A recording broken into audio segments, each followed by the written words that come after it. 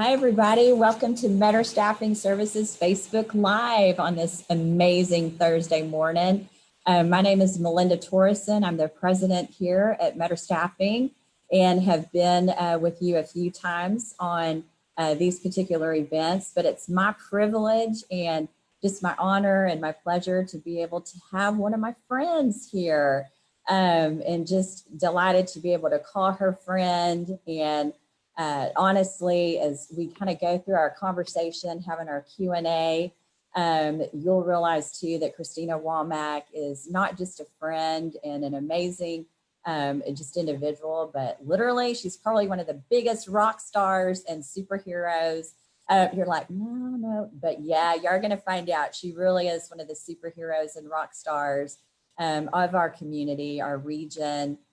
So many things and all that she's done in her position that she holds and serves in for the Pasadena Chamber of Commerce. So good morning, Cristina. Hello, friend. How you doing? Hey, why don't you, for our audience, and hopefully those of you, as we're just having a conversation, you'll join us in the chat and share comments, and just hopefully you'll engage and have questions to maybe find out, a little bit more about Cristina and what this chamber does. But Cristina, if you would, why don't you just share just a little bit about your story, just who you are, maybe a little bit about your family. Did you grow up here in this crazy town of Pasadena? Where'd you go to high school? Did you make it on over to college? So why don't you just share a little bit about who you are and give us just a brief storyline of you. Well, 1984, no, I'm kidding. I have had the privilege of working at the chamber for the last 6 years, and I am from Pasadena, but like many people, I was ready to get out of Dodge. And so I graduated from Sam Rayburn and was ready to never come back.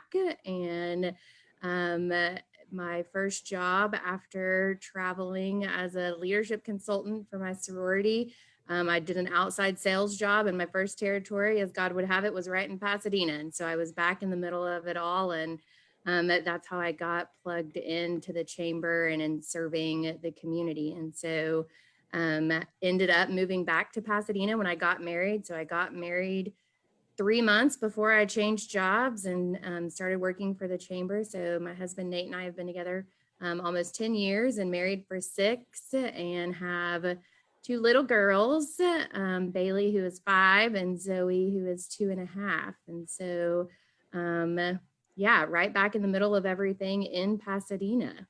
Oh my goodness.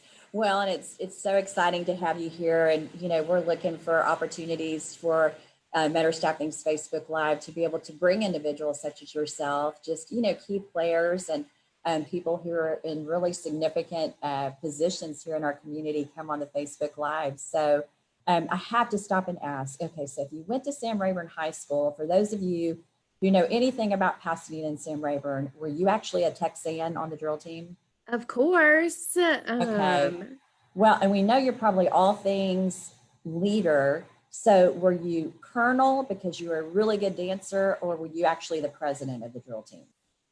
Well, neither, but I was a social officer. I would say my leadership really didn't come until college. And so I guess partly on the sorority or in the drill team, but yeah. I was one of the social officers. I was definitely couldn't have been one of the dancing officers because of my technical skills. That's gotcha. For sure. Okay, gotcha. But you can dance really well right now. So, and I know you probably break out in dance because times it's super stressful down at the office. Sometimes you just gotta. More like yoga Fridays, and my girls are really into trolls too, thanks to my husband's rock interest. So I am learning songs like Barracuda and things that I've never listened to before. So we have all kinds of dance parties at home. Oh my goodness. So that's kind of what's saving your life right now. And that's practicing self-care. So yes. Well, why don't you, for those people who might be with us this morning, why don't you try to describe or share what in the world is a Chamber of Commerce, and what what does this organization do for the community or for business? What is your emphasis? If you just had to share a little bit about what in the world is a Chamber of Commerce and what do y'all do? What do y'all do down there on Fairmont do Parkway? down here. My family had the same question after I volunteered for the chamber for 7 years and then told them I was going to come and work here. And they thought, how are you going to survive if you volunteered? Don't they pay you?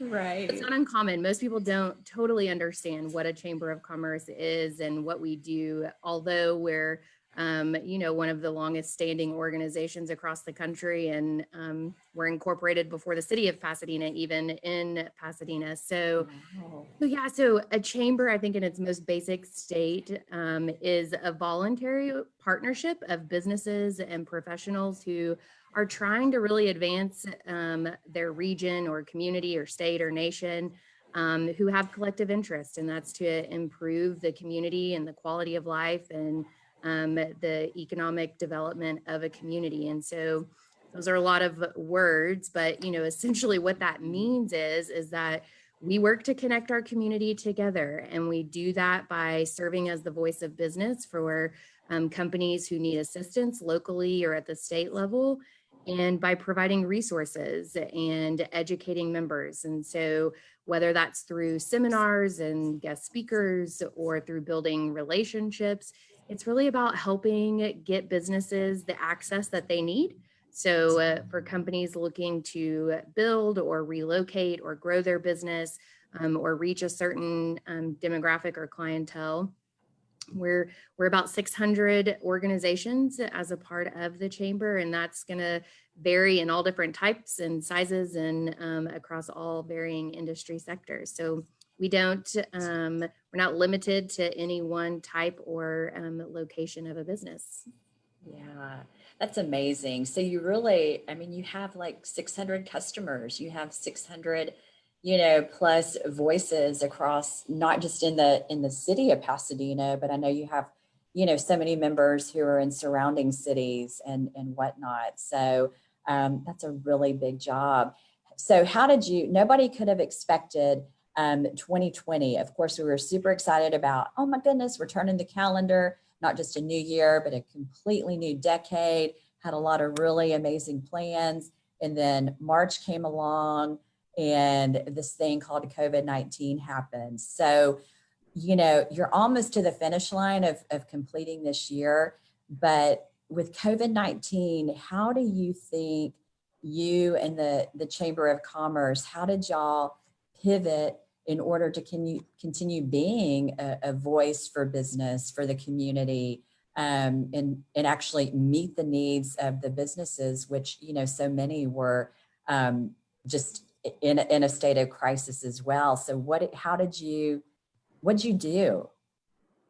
Surround myself with people like Melinda Torrison and the rest of our amazing board of directors. And, I think everybody had to pivot in different ways. And for the chamber, our purpose of advocating and connecting our community and being a resource with educational material, that didn't change with COVID. It just, the material we had to provide changed. And so like everyone else, we had to remain relevant and innovative and continue to stay abreast of information that the community needed. And so we had to adjust our business model. And, our primary function of connecting our community together is through a variety of different events and workshops. And so we were one of the first to adjust and go virtual in those events. But it also was about, figuring out how to connect everyone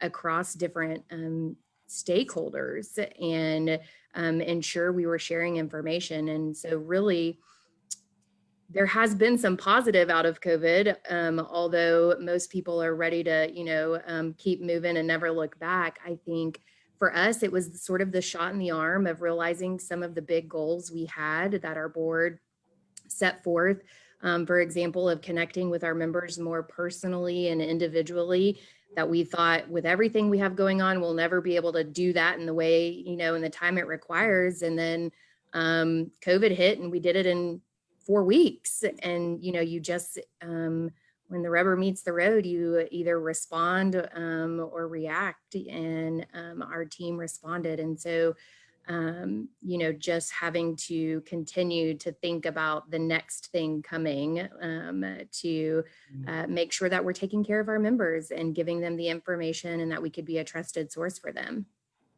No, that's so great. I mean, you and your team, I know you're always so super proud of and always giving a shout out and all the credit to your staff, which, yeah, if they're online, like seriously, y'all really are the rock stars, and just, it's just been amazing what they've done. So, if you kind of talking about, experiencing COVID-19 and not just COVID-19, but I think any organization, a business, even individuals, if there are those of you out there who are, still in flux and you're looking for a job. So it's even in your personal life as well. We all go through challenges. So I guess I would ask you, Cristina, looking now that we're almost to the end of October, if you could pinpoint one thing, what do you think really has been the greatest challenge or obstacle that you had to just, almost just feeling like you're breaking down a brick wall? What would you say that is?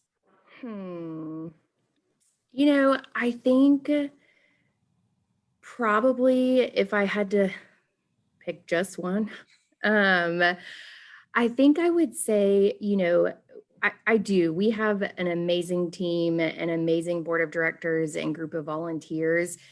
And when you have everybody focused on one vision and one purpose and delivering that with excellence, and you know what you're doing, you become the experts in your field. And I feel like my team and the volunteers that we have, they are the experts, and we know how to execute. But the challenge this year is we didn't know how to execute because we didn't know what we were planning. And so I think probably the biggest challenge was not having the answers and sitting in this maybe space of, do we do this or do we that? Which direction do we go? And when you have a group of highly successful professionals where no one knows what the right step is, much less, what direction we're going to take things, that was challenging. And so I think it's an opportunity for all of us to have to continue to remain vulnerable and transparent in our own leadership journeys of knowing that we don't have all the answers. I think the phrase that we've said more around our office in 2020 than any other is, I don't have a clue and I don't know. And so, and knowing that that's okay. And I think that's hard. That's hard for a lot of people and organizations to admit. And I think for us, that's a challenge because we are used to knowing how to deliver and execute and exactly what process to follow. And so we had to redefine all of those steps in every single thing that we were doing. So Yeah. that's probably the biggest challenge. That's so true. And just keeping it real and just being humble. And, for those of you out there, honestly, I think that's probably a great piece of advice from Cristina is if you don't have the answer, just answer, I don't know, but we will find it eventually, or we will go and find the people who have the answer that we're, looking for. And so I really think that's a great piece of advice. So since we have you on, kind of representing the community of Pasadena, I really do have to give you opportunity to share. What do you think what's one of the best things about this city of Pasadena that we live in, or maybe something that, maybe those who are on board this morning don't know about Pasadena that you would want to share? Oh man, there's probably a lot that folks don't know about Pasadena. I think as we've taken our Impact Pasadena class on this journey the last 2 years of teaching them about our community, I think we've all learned there's a lot of hidden treasures and assets, in our community that folks might not otherwise know.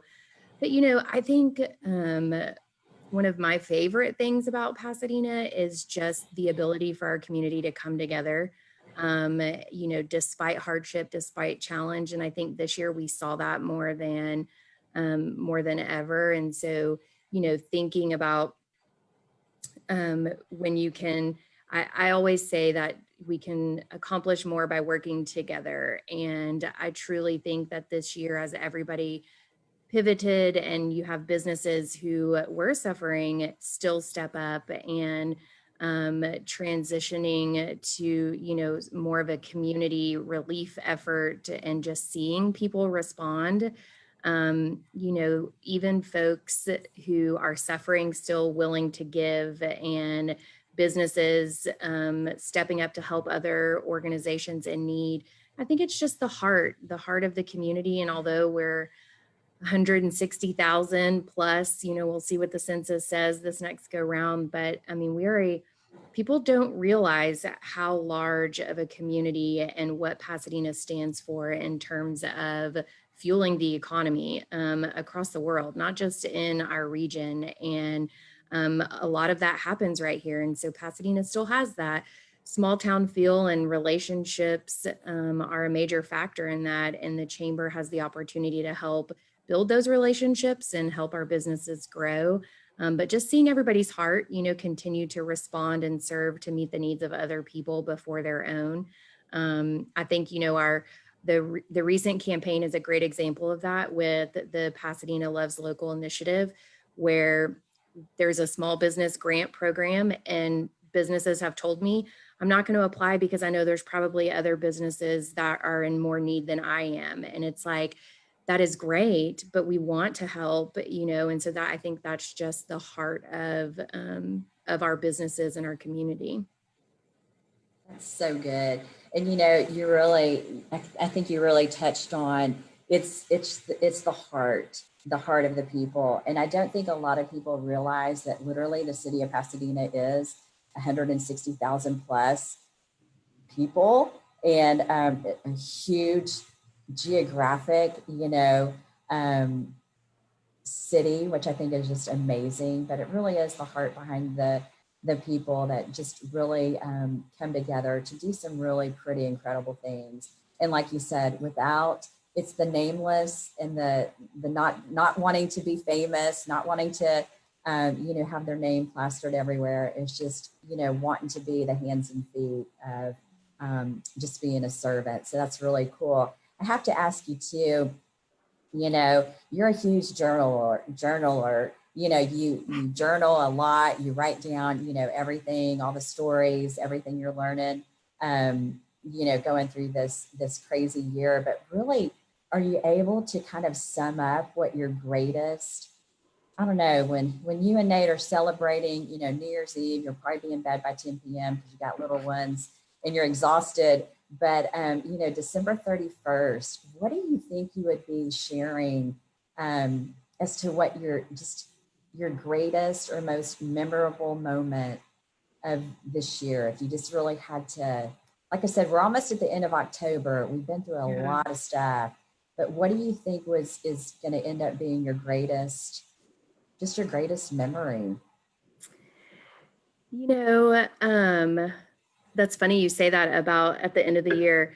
Nate and I do prayers on New Year's. And so we write prayers out every year and then seal them away and then open those up and see the work that God did or didn't do, and kind of reflect on that. So thinking about in December, the greatest thing, honestly, I think I would probably say personally, the ability to still try and step away and keep my priorities in line, because I love what I do and I love the chamber and helping our businesses and serving our community, but staying committed and being intentional with pursuing my own leadership and making sure that I'm the best leader I can be for my team by taking care of me and still stepping away and have folks hold me accountable to that.